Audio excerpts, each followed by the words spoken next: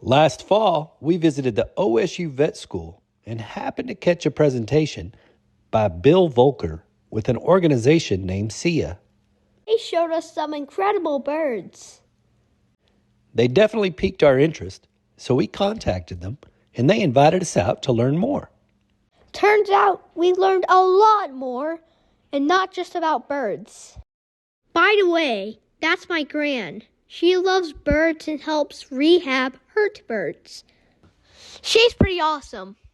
SIA is located in the southwest Oklahoma town of Cyril.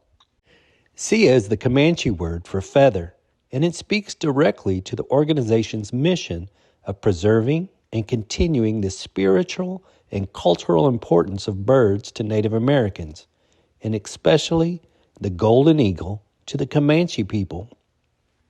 Birds are a large part of what SIA does, but they also maintain an archive of Comanche historical documents and life items for preservation and ongoing research. They also have an educational component, which includes many efforts, including the time they spent with us. All of this is best summarized with the welcome statement on the entry wall written in the Comanche language. Comanche. But the real important part here is Nahakara Ika Sokovai Nomet, all those who walk on the land. So we're inviting everybody to come join us.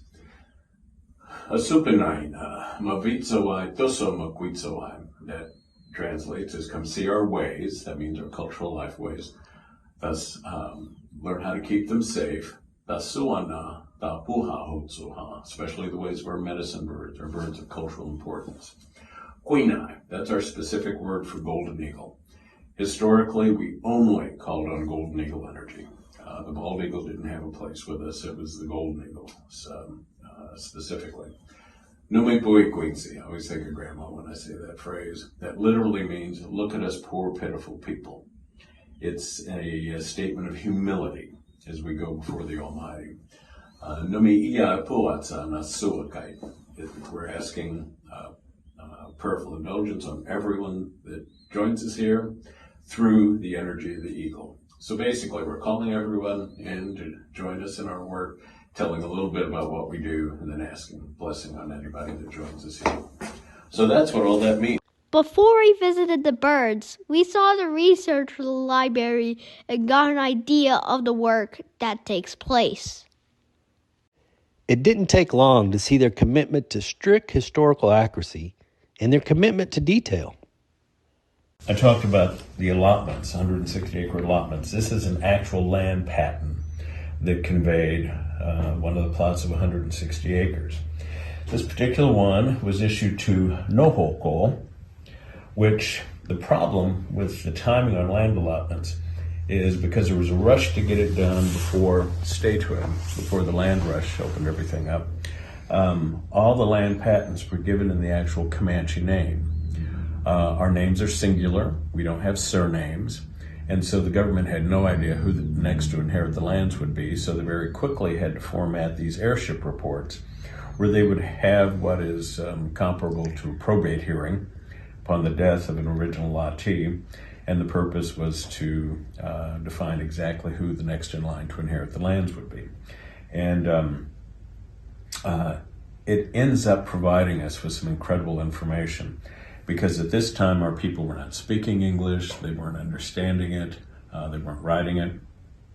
So there were interpreters at each of these hearings, and they handled many probates at a time. So you've got this large courtroom full of 50 to 100 Comanches, and you had 3 or 4 interpreters for English, 3 or 4 interpreters for Comanche, a panel of judges. It ranged from 7 to 9.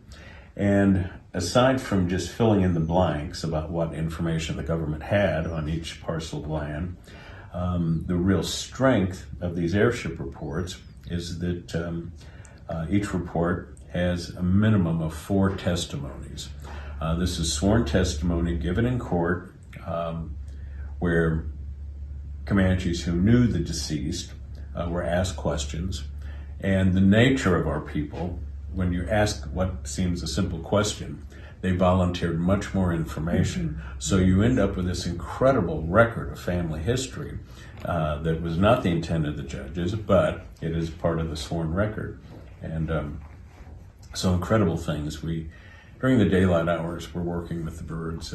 After the sun goes down, we're in here working on the archives and going over things with a fine-tooth comb. And the information is there. We just have to decipher it. Mr. Voelker explained that the earliest written records of the Comanche come from the Spanish explorers who had scribes that kept very detailed records. As it turns out, eagles are culturally important to Spain, too. This has made the foundation for a unique partnership. SIA is able to help with scientific research and animal care techniques with the eagles, and the Spanish government is able to provide access to documents and journals that provide important historical information for the Comanche people. And this is a young Spanish imperial eagle. Maria, the first Spanish imperial eagle ever produced in captivity. And the egg that she hatched from was fertilized using our specific method of artificial insemination, a technique that I refined back in the 70s. I don't like to say me or I, but it was before my co-director was on the scene, simply because he's younger than I am. Yes? So I was wondering, like, which Spain was this flag, like, Spain, but different? Was it the Spanish Empire? Was it like, National Spain or something? Very good, specific questions. A lot of people wouldn't think to ask that. This, excuse me, is a contemporary flag after Spain went through that political upheaval. And this is the flag that's currently flown by most of the provinces. Some are still holdouts. But as you see here in the center, they honor the eagle. This blue-bound volume here is the agreement that we struck with Spain. It's actually you can touch the cover, but I wouldn't touch the inner pages. That is the most significant tribal versus foreign governmental conservation lines ever forged in history. And coming out of little old Cyril, America, it's quite an accomplishment. But what that does, it defines our relationship with Spain in regard to the Spanish imperial eagle. And so when we're in Spain, we, getting back to your question, we always build in extra days so we can get in the archives in Spain. And we'll usually predetermine what areas we're wanting to get into, and they will prepare English translations for us of the documents that they have in Spain. Because it's not important that we have the actual documents here. That's what we do with most museums that have been taking good care of items that speak to our history. As long as they're well preserved, just like things in the Vatican, all we need is access. Next, we got to see the birds. Many of the birds that come to SIA are rescued. They're important to Comanche history because these birds also live in the peyote fields. Matter of fact, these birds spend a great amount of time on the ground. Our ancestors would watch these birds scratching around the peyote plants, and they interpreted that as these are the gardeners of the peyote. In reality, they were looking for things to eat, but it was a beautiful way our people looked at the behavior of these birds. Now, this individual has the reason it's in captivity. It's got an odd condition where you see how ruffled some of the back feathers and wing tail feathers are. Under the microscope, this bird has a deformity where it's missing many of the barbules, the hooks that hold a feather together, and it's not obvious until you see it under the microscope. So this bird is a bird that was water drenched, the feathers lack the water repellents that they should have, and a bird that would not survive in the wild. So she's here to let our folks see another species that has importance to us historically. And what species is she? Crista caracara. These birds are protected species, and possession and exchange of feathers is unlawful. SIA has worked with regulators to have special permits to be a feather repository and fulfill requests from other tribes to provide them with these sacred feathers. No money exchanges hands, and this is done as part of SIA's mission. Peyote is this bird became important because it lives where our medicine grows. And what you're seeing here is 2 adult females and a youngster from one of them, from the last brood. We removed the male from this twosome of females in the wintertime because if we didn't, they would breed all winter long. And that would be a little too hard on the birds. So we take the young that these birds produce and provide them to young falconers as their first bird at no charge, but with the proviso that the falconer receiving the bird will send the molted feathers back to us. We have the only tribal feather repository, a permit that I've fought for 40 years to make a reality. And it's very simple. We can accept feathers and parts of birds from federally permitted sources, rehabilitation centers, educators, zoos, and the like. We then entertain applications from members of federally recognized tribes. If we have the feathers under this special authority, we can send them with no monetary exchange whatsoever. And even though it took 40 years to finally make it a federal permit to do so, we've helped members from over 140 some odd federally recognized tribes. So there's a great need for feathers, not just from birds of prey, but from all different species, depending on the tribal need. So we address those things. So would almost every tribe, or would every tribe, would feathers be a part of their culture as well? Major part. Yeah, almost major every, part. or would it? Different species, depending on the tribe. It's different from tribe to tribe. Yes. But every tribe will have. Yes. Okay. Mr. Voelker's passion for the birds, history, and storytelling is evident every step of the way. Say the name again for me. Swainson's hawk. These birds spend half of the year with us on the Great Plains. The other half of the year, they're in Argentina on the Pampas. When they're with us in spring and summer, they like to choose a single isolated tree on the open prairie for nesting. If you try to go to their nesting site, they'll attack. They'll actually strike you. But how they do it is what attracted our warrior ancestors. They take the path between you and the sun, and they'll dive right out of the sun, so you don't even see them coming. So on our historic shields, next to golden eagle feathers, you most often see the feathers of this species, because our people wanted that medicine, that power from these birds. But without a doubt, the highlight of the visit was meeting the golden eagle.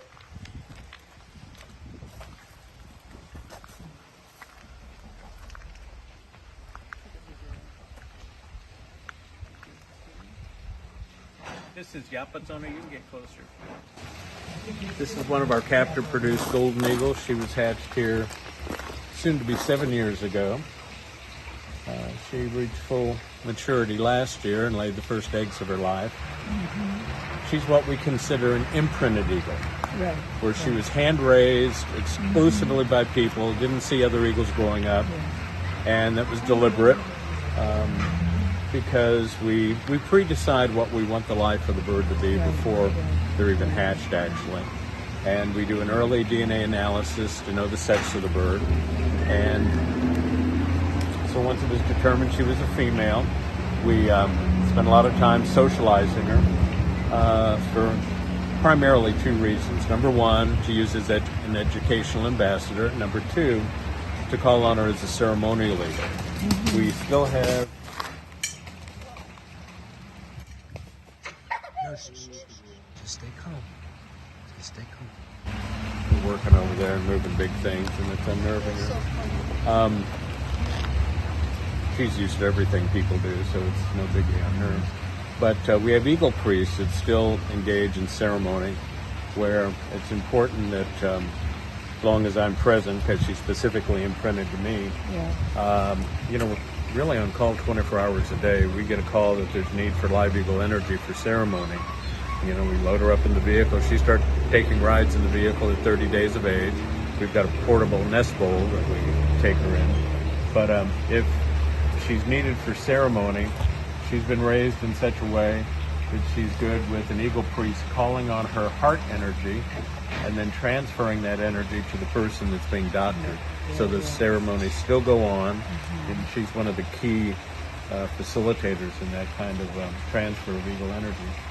But imprinting an eagle, they imprint. Oh, she's kind of the standard for female golden eagle.